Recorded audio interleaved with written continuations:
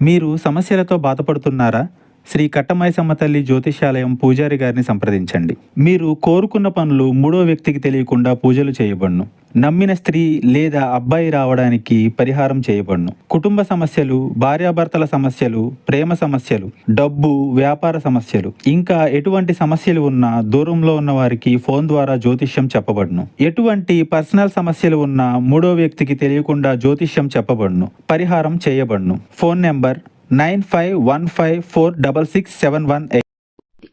ఈ రోజున ఖచ్చితంగా కన్యరాశి జాతకులు ఈ నిజం విని తట్టుకోలేరు. ఏమిటి ఆ నిజం? ఏం జరగబోతుంది? ఎటువంటి ఫలితాలు వీరికి గోచర రీత్యా కలగబోతున్నాయి? అన్ని వివరాలు వీడియోలో తెలుసుకుందాము. వీడియో మీకు నచ్చితే ఒక చిన్న లైక్ అయితే చేసి మమ్మల్ని సపోర్ట్ చేయండి. ఇక ఆలస్యం లేకుండా వీడియోలోకి వచ్చేద్దాము. మధ్యాహ్నం 1:30 దాటాక చంద్రుడు అష్టమ స్థానంలోకి ప్రవేశించి రాహు కుజుల దృష్టి తాకుతుంది. మీ జీవితంలో ఇది గూఢ విషయాల బహిరంగంగా భావించబడుతుంది. ముఖ్యంగా మీ వ్యక్తిగత జీవితంలో నమ్మకంపై ఒక పెద్ద గాయం మోపబడుతుంది. మీరు ఆశించిన వారి నుంచి గట్టిగానే దెబ్బ తగలొచ్చు. మీరు నమ్మిన వ్యక్తి మీరు ఊహించని ప్రవర్తన చేస్తారు.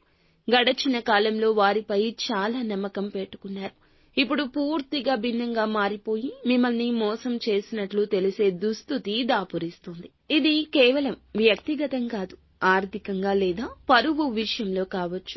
మీ దగ్గర వారే మీ యొక్క అభివృద్ధి అడ్డుకోవడానికి చేస్తున్న కుట్ర కావచ్చు. ఒక్కసారిగా చెవిన పడుతుంది. వారి మాటల్లో వక్రీభావం ఉంటుంది. ఎవరో ఒకరు రికార్డింగ్ మెసేజ్ లేదా థర్డ్ పర్సన్ ద్వారా ఈ నిజం మీకు తెలుస్తుంది. విన్న వెంటనే అసహనం, దుఃఖం, కోపం కూడా కలగడం సహజమే. కానీ ఆవేశం తగ్గించుకోండి.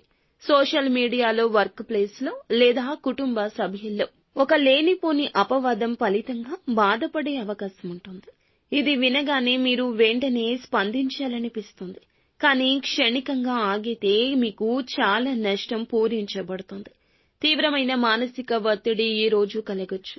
కొన్ని గంటలు ఏం చేయాలో అర్థం కాకపోవచ్చు. తక్షణ నిర్ణయం ప్రమాద గంటికలు మోగిస్తుంది. నిశ్చలంగా ఆలోచించండి.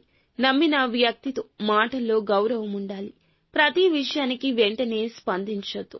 దెబ్బతిన్న వాటి నుంచి ఆ గుండెతో తీసుకునే నిర్ణయాలు సాధారణంగా పశ్చాత్తాపాన్ని కలగచేస్తాయి. మీ దగ్గర ఉన్న వివరాలు గోప్యంగా ఉంచండి. నిజం తెలుసుకున్నా కూడా వాటిని బయట పెట్టొద్దు. ఇందులకు ఆధారంగా భవిష్యత్తుకు సంబంధించి నిర్ణయం తీసుకోవడం, మీ శాంతి కాపాడుకోవడం మీ లక్ష్యం. మీ మేధస్సును ఉపయోగించి ఆ వ్యక్తికి ఎలా దూరంగా ఉండాలో ప్రణాళిక చేసుకోండి. ఓం శ్రీ హనుమతే నమః ఈ యొక్క మంత్రాన్ని కష్టం కలిగిన ప్రతిసారి, బాధ కలిగిన ప్రతిసారి బాధాతప్త హృదయంతో 21 సార్లు జపించండి.